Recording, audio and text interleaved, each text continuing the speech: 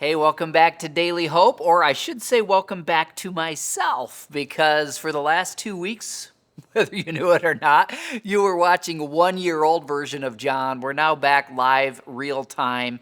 So many of you have been praying for my health, and I cannot thank you enough.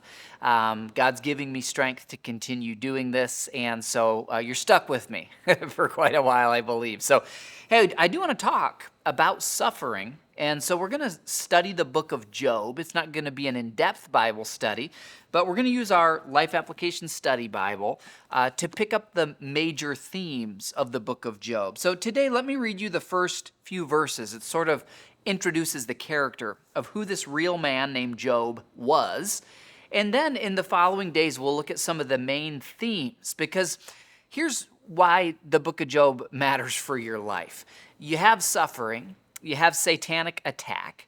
You have well-intended people who misguide you or mislead you. You have times that you doubt God, times where you choose to trust Him, even though your emotions say otherwise. All of this was the story of Job, and it really gives us some great insight into God and how He works in the world. So let's start in Job 1, verse 1. There once was a man named Job who lived in the land of Uz. He was blameless, a man of complete integrity. He feared God and stayed away from evil. He had 7 sons and 3 daughters. He owned 7,000 sheep, 3,000 camels, 500 teams of oxen, and 500 female donkeys. He also had many servants. He was, in fact, the richest person in that entire area. Now, interesting, we're going to see Job go through a lot of suffering, and right from the outset, God wants us to know Job was not being punished. And God didn't wake up one day and say, I want to teach Job a lesson.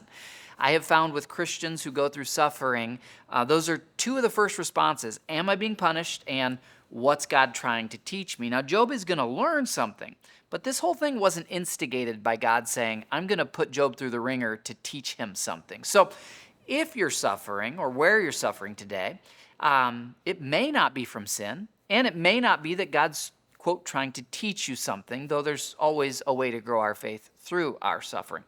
Obviously, sometimes we do suffer because we sinned, and we have a consequence from our sin. That's different. And usually you can kind of draw the line and see, oh, this happened because of what I did. But I think it helps a lot of Christians to know there will be times when you and I suffer that aren't the result of our sin, and aren't because we're not keeping up with God. It says Job was blameless, a man of complete integrity. And yet we're going to see him suffer at the hands of Satan. We'll pick up there tomorrow.